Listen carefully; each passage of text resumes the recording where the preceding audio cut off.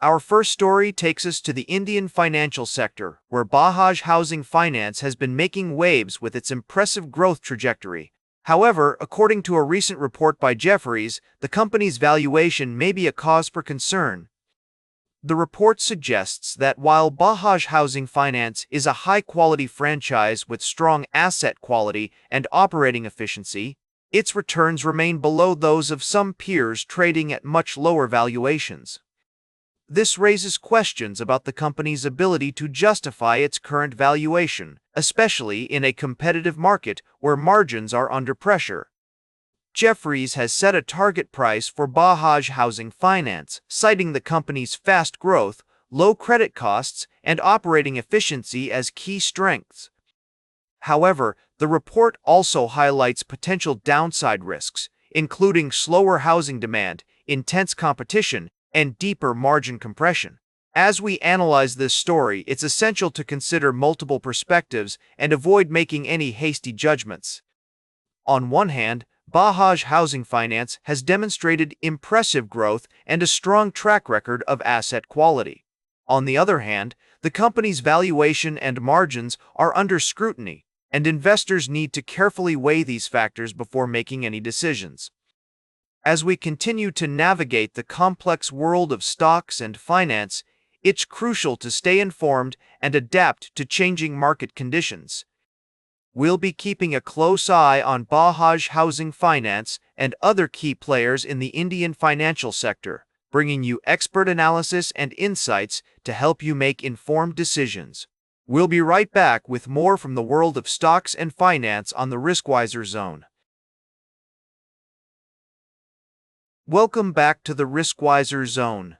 We're diving into the world of fintech today, and I've got a fascinating story to share with you all.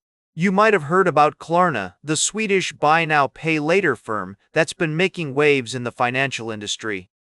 Well, yesterday was a big day for them as they released their earnings report and guidance for the rest of the year. Now, I know some of our listeners might be thinking, Klarna, isn't that just a fancy way of saying credit card? But hold on, folks, because this company is doing something unique. They're offering consumers the ability to pay for goods in installments without having to go through the traditional credit card process. So, how did their earnings report look? Well, the numbers were a mixed bag. On the one hand, Klarna surprised Wall Street with an unexpected profit during the second quarter. Their revenue increased by 27% year over year, which is no small feat. And get this, their customers have an average balance of just $124, which suggests that they're targeting a very specific demographic. But on the other hand, Klarna trimmed its outlook for revenue and gross merchandise volume (GMV) for the rest of the year. They now expect their 2026 GMV to come in between $149 billion and $151 billion, down from their previous forecast of $155 billion. And that's got investors a bit spooked. The reason behind this softer outlook: a slowdown in retail sales and depressed consumer sentiment in Germany, which is Klarna's largest market by volume. Their CFO, Niklas Neglen, who is departing the company after 6 years, said that their guidance simply assumes Germany will stay soft rather than recovering. Now, I know some of you might be thinking, Louis, this all sounds like a big deal, but what does it mean for me? Well, here's the thing. Klarna's business model is all about giving consumers more flexibility when it comes to paying for goods. And if they can make that work, it could have big implications for the entire financial industry. But, as with any company, there are risks involved. Klarna's stock price took a hit yesterday, plunging 22% after their earnings report came out. And some analysts are questioning their decision to shift to fair value accounting mid-year. So, what is the takeaway from all this?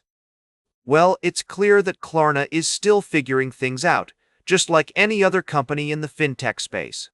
But they are also showing some promising signs of growth and innovation. As always, we'll be keeping a close eye on them to see how their story unfolds. Welcome back to the Riskwiser Zone. As we close out today's show, let's take a look at a pressing issue that's been making headlines lately: the rapidly growing U.S. national debt. With the total debt nearing $40 trillion, investors and financial markets are taking notice, demanding higher yields on treasury bonds to account for the increased risk. The numbers are staggering. The federal budget deficit is projected to reach $2.1 trillion this year alone, with the average American's share of the debt totaling around $116,000, equivalent to nearly 2 bitcoins at current prices.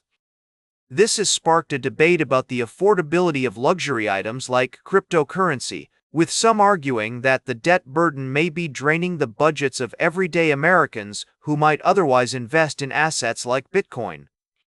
Treasury yields have hit multi-decade highs as a result, with the 10-year Treasury note clearing at a high yield of 4.68% and the 30-year bond auction drawing a yield of roughly 5.22%. This increase in borrowing costs will have far-reaching implications for the U.S. economy, from higher interest rates on consumer loans to increased costs for businesses looking to expand or invest in new projects. It's essential to consider the broader context of this issue, as the growing national debt is not just an American problem. Many countries around the world are grappling with similar challenges. Japan, Germany, and France have all seen their own longer-dated bonds hit multi-year highs, indicating a global trend towards increased scrutiny of government finances. As investors, it's crucial to stay informed and adapt to these changing market conditions. While some may view the growing national debt as a reason to invest in scarce assets like Bitcoin, others may be more cautious, opting to diversify their portfolios or reduce their exposure to risk. That's all for today's Riskwiser Zone. Remember to like, share, and subscribe, and until next time, keep your finances in check.